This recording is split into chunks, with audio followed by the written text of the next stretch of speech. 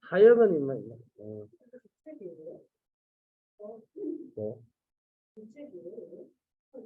예체.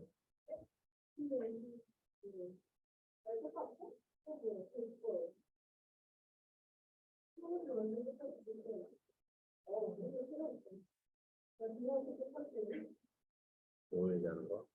아, 랩터프 그렇게 차려.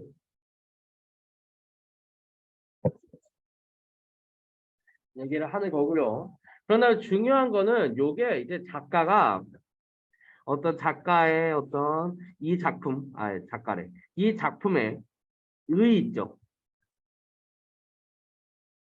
한계. 요거를 정확하게 파악을 해주셔야 됩니다.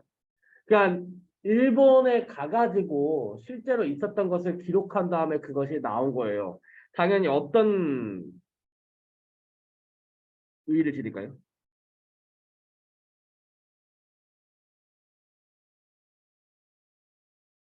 조선 후기 가사 있죠. 조선 후기 가사라고 얘기를 하는 거에 대해서 어떤 걸 첨부시켰냐? 일본의 어떤 일본의 체험 내용을 부가했어요. 이렇게 되면은 기본적으로 어떤 이 가사라고 이야기하는 범주를 넓히는 겁니다.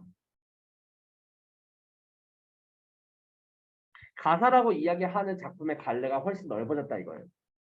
훨씬 넓어졌다. 이걸 접해야 돼. 갈래가 훨씬 넓어졌다. 얘기를 합니다. 그리고 두 번째, 어떤 일본의 생활상을 보여주겠죠?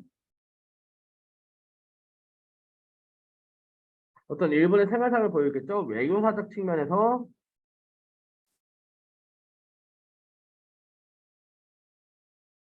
의의를 지니겠죠, 또.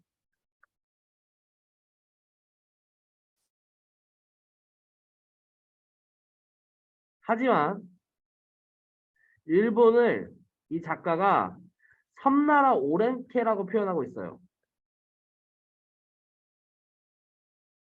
섬나라 오랑캐라고 표현을 하고 있습니다. 요거는 왜 그러냐면은 중화주의적 시선이에요.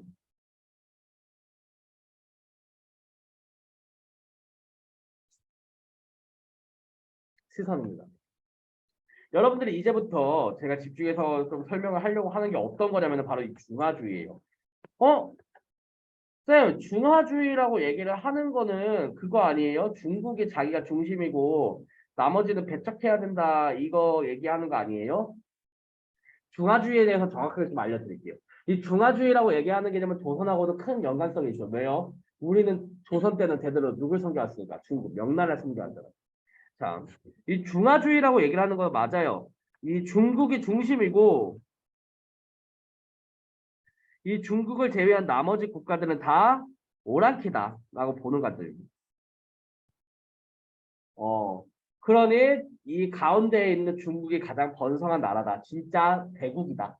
라고 얘기를 하는 것이 중화주의예요. 근데 이 중화주의를 여러분들은 기본적으로 조금 오해를 하고 있는 게 이거는 현대에 있는 중국이 하고 있어가지고 좀 여러분들이 보고 있는 중국이 조금 그렇게 이제 미디어나 이런 것 토대로 조금 이상하게 보이니까 사실 그러니까 자기네들 거라고 다 우기고 그치? 뭐가 됐든 자기네들 거라고 우기고 약간 막 억지 부리는 약간 그런 모습들을 많이 봤잖아요. 근데 이 중화주의라는 것은 어떤 거를 내재를 하느냐? 중국이 중심으로 가장 번영해야 되고 근데 여기 있는 오랑캐 또한 번영을 해서 그러니까 중국 중심으로 항상 번영한 최고에 달하는 누가 돼야 돼? 최고는 중국이 돼야 된다는 거죠. 최고는 항상 중국이 돼야 돼요.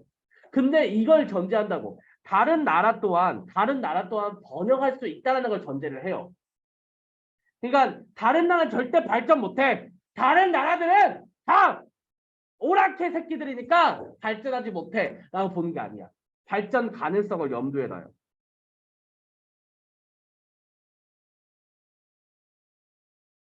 항상 발전 가능성을 염두에 둡니다. 그러면 진정한 중화주의란 다른 나라가 발전을 해가지고 언제든 우리를 넘어설 수 있어 없어? 있다고. 있으니까 우리 항상 뭐 해야 돼? 최선을 다해서 발전해야죠. 얘네들을 경계해야 되기 때문에 최선을 다해서 발전해야 된다. 요걸 전제로 해요. 항상 이걸 깔고 들어가는 중화란 말이야. 현대는 이게 아니지. 현대는 약간 틀어졌지. 근데 진정한 중화는 이거예요. 그래서 이게 중화주의로 이렇게 어떤 유교 국가라고 이야기하는 어떤 자부심이 있고, 우리는 신화의 국가로서, 조선은 이 신화의 국가로서 이 중국을 예로서 섬겼다는 말이죠. 그래서 우리는 이 명나라가 가지고 있던 요 명분을 그대로 이어받았다. 그래서 우리는 어떤 식으로 얘기를 하느냐. 조선은 또 조선의 중화를 이룬다. 조선의 중화가 있었어요. 그러니까 세상의 중심이 중리 있고 중국 있고 그 아래 조선, 소중화라고 얘기를 합니다. 이렇게 들어갔어요. 이렇게 들어갔다고. 그래서 세상의 중심이 이렇게 둘이다라고 봤어요. 재밌죠? 조선 전기 때는 그래서 조선 중기 이거 청나라 나오기 전에 우리 조선은요, 요게 대가리 속에 중화 그리고 그 아래 이제 소중화. 그래서 여기가 세상의 중심. 다른 나라는 다 오랑캐들이라고 보고 있죠. 오랑캐들 이렇게 보고. 물론 이거는 17세기 초예요. 17세기 이전입니다. 17세기 이전, 즉 병자호란 터지기 전에, 그러니까 청나라가 세워지기 전이라는 거죠. 그때 이런 관념이 생겨요. 근데 요게 그러면은 청나라가 생기고 나서부터 사라지나요? 그게 아니라 중화가 사라졌어요. 이제 청나라 오랑캐들이 예를 들어서 우리나라의 기준에서는 오랑캐가 나라를 세운 거랑 다름이 없다. 청나라니까. 근데 이 청나라를 가지고서 그러면은 유교 국가가 명분만 따졌을 때는 진정한 유교 국가는 그러면은 어디만 남아 있어? 진정한 유교 국가는 이 조선밖에 남아 있지 않다라고 얘기를 해요. 이 조선만. 이 유교 국가의 명분을 이어져 나가고 있는 거는 유일한 유교 국가는 조선 하나뿐이다라고 인식을 해. 그래서 우리가 끝까지 오랑캐를 섬기지 않고, 즉 청나라를 리스펙하지 않고 뭐 해야 된다? 우리만의 어떤 본토를 지켜야 된다라고 얘기해요. 그러니까 발전이 없어요. 그러니까 뭐 북한판이 북발판이 계속 나누는 게 항상 이런 것 때문이라고. 수많은 이 유교 학자들의 마음속에는 이 명나라의 유지를 이어야 된다는 생각밖에 없어요. 그러니까 항상 소중한 얘기를 하면서 유교 국가로서의 명분을 이어가려고 했다고. 그러니까 이 문학 작품 같은 데에서도 그 인식이 계속해서 남아 있습니다. 그러면은 결국은 여기 있는 일본이라는 나라는 우리나라 기준, 우리 이 중화를 이어가고 있는 유일한 나라 기준에서 했을 적에 일본이라는 나라는 결국 또 어떤 나라겠어? 오랑캐 나라. 이거는 결국 뭐예요? 사대주의적 관점이 그대로 남아 있는 겁니다. 사대주의적인 관점이 그대로 남아 있는 거예요. 이 중화주의라고 얘기를 하는 게 우리나라 깊은 그 근본에 자리 잡고 있어가지고 끊임없이 작용을 해요.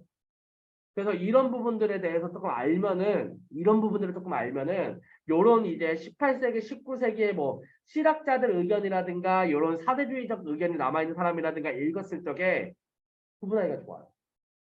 이 사람은 사대주의적인 시선이 그대로 남아있는 겁니다. 이 중화주의적 시선이라고 얘기를 하는 게 비단 중국 중심에 국한되는 게 아니라 우리나라 또한 중화주의였다는 걸 기억하면 돼요. 소중화라. 재밌죠? 네. 그래서 이런 부분들을 기억해 주시고 일단 쉬는 시간 쉰 다음에 좀 한번 읽어 볼게요.